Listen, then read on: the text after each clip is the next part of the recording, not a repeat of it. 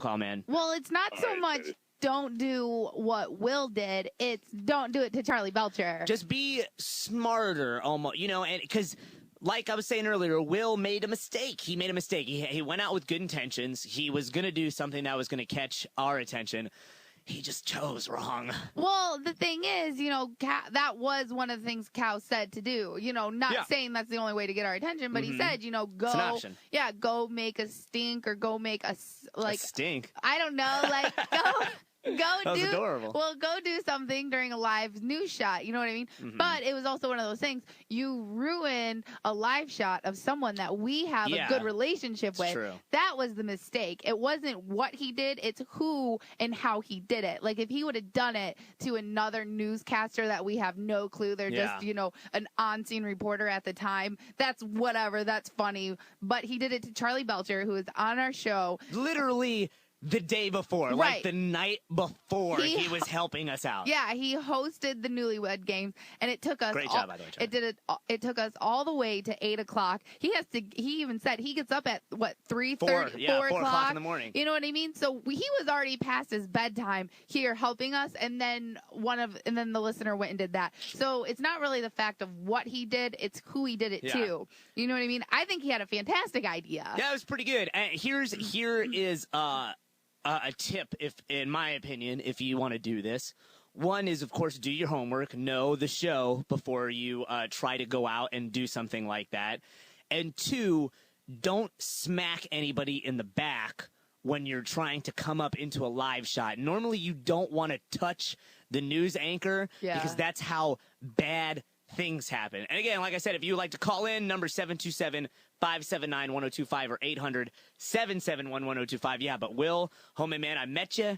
You're a cool guy. We've shared drinks. I know Carmen has met you over here in St. Pete. Yeah. Bad move. See, and I feel like now that this has happened, I feel like the whole getting in a live news shot is old. It's already been done. Yep. That has been our main explanation, or not explanation, but our main go-to example of a good way to get our attention. Like we want someone, like Cal wants someone to come up with a good idea on their own. Like that was just a good example to give you. And now that it's already been screwed up, get out of here with it. Yeah. Like try something else, because you're going to do it and it's going to be like, okay, well, he did exactly what we told him to. You got to think outside the box. Way outside the box. Even think outside the bun, as Taco Bell would say.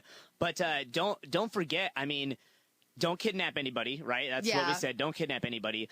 But as Carmen said, make a stink. You want to make a stink, man. Something that's going to get...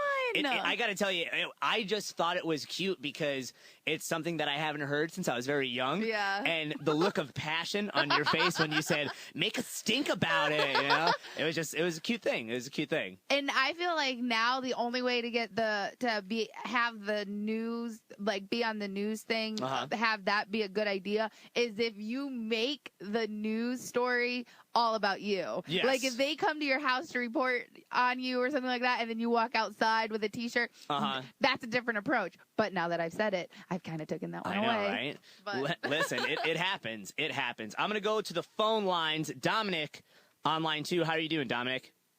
Good. How are you? Good, man. I'm going to try to do the best I can with this. It's not my first time. It's not going to be my last time. Listen, it's okay, bro. Listen, Dominic, I love you. We're going to get through this together, you and me. All right, let's do the best we can. Tonight, Mike said some things that were not an opinion, but they obviously were his feelings that he said, and the words that he said, I don't want to say it. What? There were feelings, the a-hole thing, and it was bothered by what was said to him. But that shows the dynamic of the show, that there's not opinions made, there's feelings. And he spoke what he said. He expressed his feelings. You guys talked about it, dealt with it, dismissed it, and moved on, and everything was great. And it shows you guys how you guys handle your show. It shows you guys don't, you don't say something like he said tonight and make it last 2 or 3 years. You handled it, discussed it like grown-ups, and it was a great thing to hear.